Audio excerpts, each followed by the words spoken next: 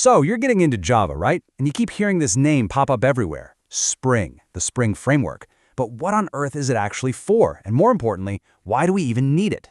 Well, today we're going to get to the bottom of it. We're going to uncover the one big problem that Spring was born to solve. Think about it. You start a new project. It's clean, it's simple. But as you add more and more features, things start to get complicated. It feels like this giant tangled web of connections, doesn't it? This piece needs that piece, which needs another piece over there, and just keeping track of it all can give you a massive headache. If you've ever felt that, you're on the verge of understanding why Spring is so important. All right, so to really get why Spring is such a game changer, we first have to talk about the problem it solves. We're going to call it Java's big management problem, and it's all about how we keep all the different parts of a big application from turning into that tangled mess we just talked about. Okay, now look at this chain here. It's a pretty standard flow, right? A customer does something, which kicks off an order service. That service needs a payment processor to handle the money. And of course, the processor needs a database connection to save the transaction. See that? It's a chain of dependencies. Now, in a world without Spring, guess who's responsible for building and connecting every single link in that chain? Yep, you are, manually. And you know, doing all that work by hand, it leads to some serious pain. For one, your code gets cluttered with new object calls everywhere. It's just messy. And second, testing becomes a nightmare. How are you supposed to test the order service by itself if it's hardwired to a real payment processor? And finally, what if you want to swap out that payment processor for a different one? Oh man, you've got to go hunting through your code, changing it in who knows how many places. It's just fragile. So, to really dig into this, we need to get our vocabulary straight. These pieces that we're connecting all the time, well, they have a name. We call them dependencies. Let's break down exactly what that means. At its heart, a dependency is just a fancy word for something that a class needs to do its job. That's it. Think about a car class. What does it need? Well, it probably depends on an engine and some wheels to actually work. It's really that simple. Now, the simplest kind of dependency is a primitive type. We're talking about the absolute basics here, like an ent for a product ID or a string for a customer's name. These are the fundamental little building blocks of your data. Then you've got your collection types. This is when your class needs a whole bunch of things. A shopping cart class, for example, would have a list of products. It doesn't depend on just one product, it needs a whole collection of them. Makes sense, right? And here we go. This is the big one. This is really the heart of our entire problem, the reference type dependency. This happens when one of your complex objects needs another complex object to work. Remember our order service needing a payment processor? That is a reference type dependency, and these are the ones that create all those tangles and management headaches.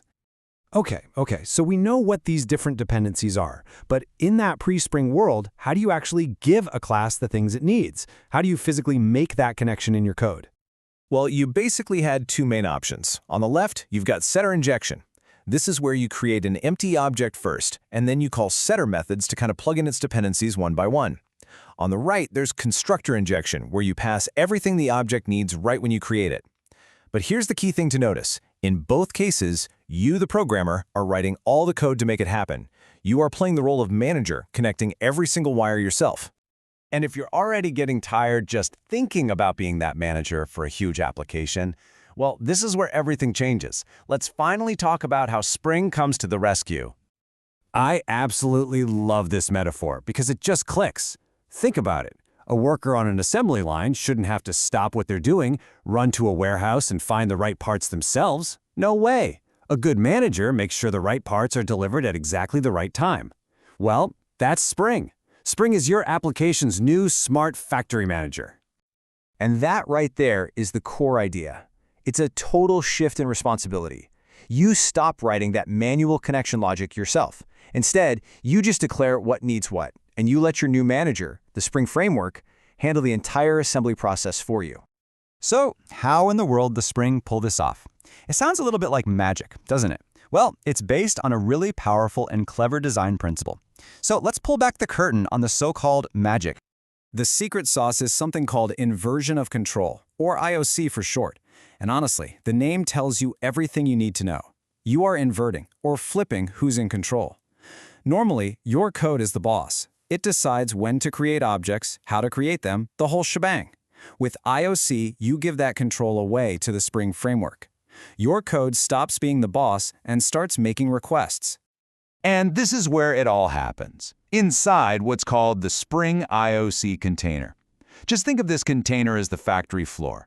You give it your Java classes, those are the blueprints for all your parts. The container then reads those blueprints, manufactures all the objects you need, and wires them together perfectly according to your instructions. It manages their entire life cycle for you.